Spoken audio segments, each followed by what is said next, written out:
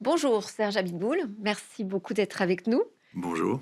Alors, je rappelle que vous êtes directeur de recherche émérite à l'INRIA, que vous êtes membre du laboratoire d'informatique de l'ENS et surtout le nouveau président de la fondation AFNIC. AFNIC, on connaît pour gérer les noms de domaine .fr et puis toutes ces extensions qui vont avec. La fondation, dites-nous quelques mots. Quelle est la mission de la fondation AFNIC?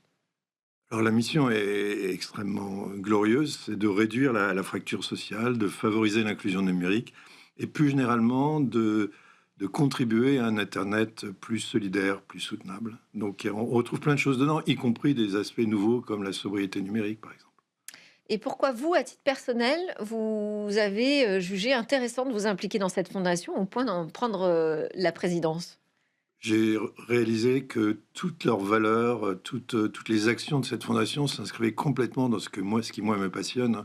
Je suis tombé dans l'inclusion numérique il y a assez longtemps en écrivant en participant à un rapport pour le Conseil national du numérique. Et puis depuis, bah, c'est un sujet qui m'obsède.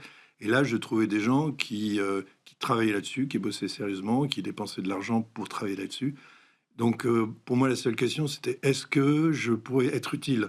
Mais le but de la fondation est Mais effectivement vous quelque avez chose que partage. une aspiration particulière? Est-ce que vous vous êtes dit: «Je cette fondation, j'ai envie de faire quelque chose vraiment très concrètement là, en 2026»? Quelle est votre mission à vous, j'ai envie de dire personnelle, au sein de la fondation?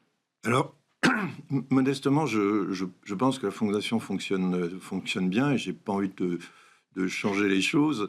Par contre, je crois il faut être conscient de l'importance de cette fondation aujourd'hui. C'est-à-dire qu'aujourd'hui, on assiste quand Mmh. même à un désengagement de l'État dans le domaine associatif. On voit ça de façon assez massive. L'État, mais aussi les collectivités territoriales et Pour des questions budgétaires? pour des questions budgétaires. Et les associations ont du mal. Donc il y a un vrai trou d'air. Et moi, ce que je vois comme rôle de l'association et mon rôle modeste là-dedans, c'est participer à leur faire tenir le coup en espérant que c'est juste un trou d'air et que ça va redémarrer.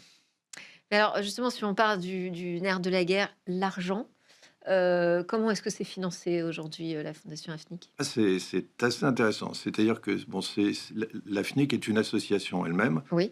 qui joue un peu un rôle très important d'opérateur public entre le marché, le gouvernement et puis les utilisateurs, donc qui gèrent les noms de domaine. Mmh. Donc d'une certaine façon, les .fr et quelques autres noms de domaine. Et quand vous achetez un de ces noms de domaine, bah, l'argent, euh, une partie importante de cet argent, sert à financer la fondation, donc sert à financer D'accord. des efforts dans le bon sens, si vous voulez. D'accord et ça permet de on peut avoir le budget ou Alors financer oui, combien de projets? À quelle hauteur finalement, oui, vous pouvez placer vos ambitions? bah, c'est important parce que par rapport à d'autres associations où j'ai pu travailler, le budget est important. Donc, si pour donner un ordre de grandeur, donc sur 10 ans, la fondation Donc la fondation a 10 ans, la vient de fondation a fêter 10 ans, ses 10 ans. on a eu Oui. son anniversaire. Mmh.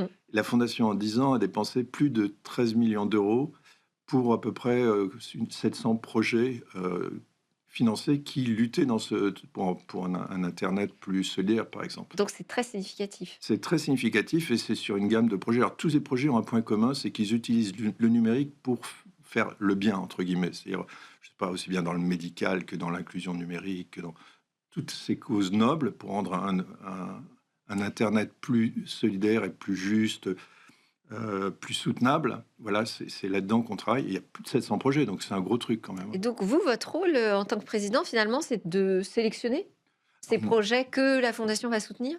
non, vous me faites peur là. C'est un boulot énorme de sélectionner ces projets. Donc il y a des comités de sélection, on a des permanents, on a quelques permanents qui travaillent là-dessus. Donc mon rôle avec le conseil d'administration, c'est de superviser tout ça, de donner un peu la direction. Mais les gens qui bossent vraiment, c'est pas moi, c'est les gens qui font vraiment le travail sur le terrain. Et alors vous avez prononcé le mot soutenable, qui va au-delà, je dirais, de la mission de réduire la fracture numérique.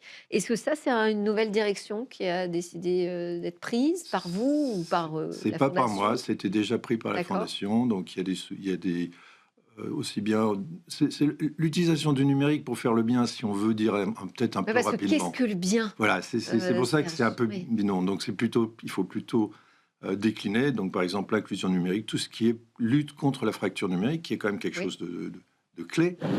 Mais ça peut être aussi lutte pour une plus grande sobriété numérique, lutte pour corriger des biais, par exemple, ou, je ne sais pas moi, des agressions sur Internet, ou tout ce qui va pas, d'une certaine façon, ben, là, je suis peut-être un peu trop général, mais c'est un peu le but de la Oui, fondation. parce qu'après, on a l'embarras du choix sur les causes qu'on veut défendre, parce que internet a quand même beaucoup changé depuis, les débuts, que vous avez connus. On a vécu, la plateformisation qui nous enferme dans des écosystèmes. Aujourd'hui, il y a le développement des chatbots, IA. Ça fait plein de nouvelles causes aussi auxquelles s'intéresser. Enfin, Oui, je ne sais alors pas si ça fera partie des combats, mais en tout cas, c'est des sujets qui sont très prenants pour nous. Donc, première chose qu'il faut peut-être dire, tout le monde en a conscience, c'est que le numérique est devenu partout maintenant. Enfin, le monde est devenu numérique, oui. pour prendre le slogan. Et donc, ne pas avoir accès au numérique aujourd'hui, être exclu du numérique, c'est devenu beaucoup plus pénalisant que ça l'était il y a 15 ans, ou il y a 10 ans.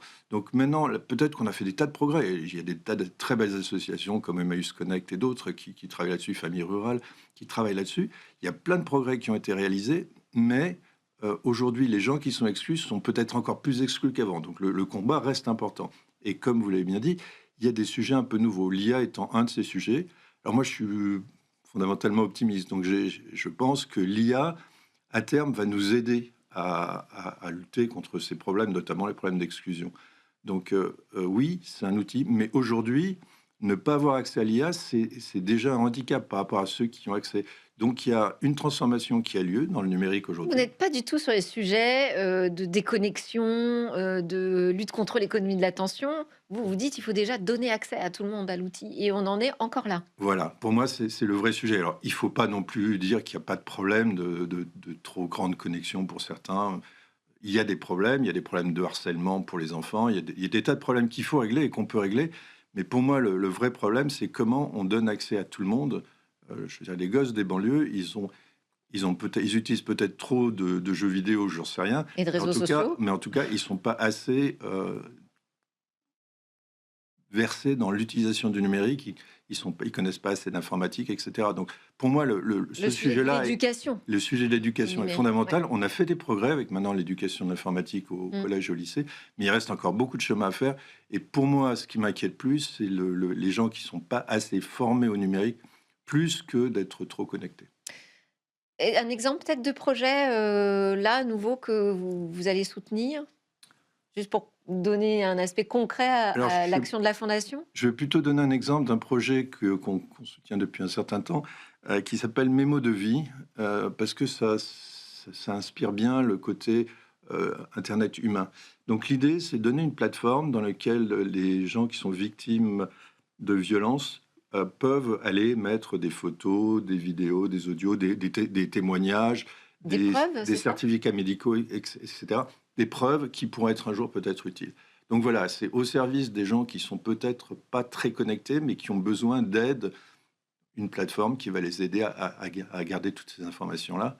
Voilà, c'est une chose. Peut-être, alors, si on voulait vraiment donner quelque chose de plus récent, il y a un travail plus récent qu'on est en train de mener, c'est d'essayer de comprendre mieux l'efficacité des associations et des projets qu'on soutient. C'est-à-dire qu'on soutient les projets. Il y a un projet qui arrive, ça a l'air vachement cool, ça a l'air vachement bien, c'est superbe. Vous dites oui, oui, il faut le financer. Mais peut-être qu'à un moment donné, il faut s'arrêter en disant mais lesquelles marchent. Mmh. Et donc ça, il y a tout un travail là-dessus. Merci beaucoup Serge Abitboul et puis félicitations donc pour votre, nouveau poste, hein, de président de la fondation AFNIC et ça nous a permis de mieux la connaître. Merci d'en parler. Merci. Allez, ça continue. Nous, on enchaîne avec un débat sur l'arrivée du commerce agentique.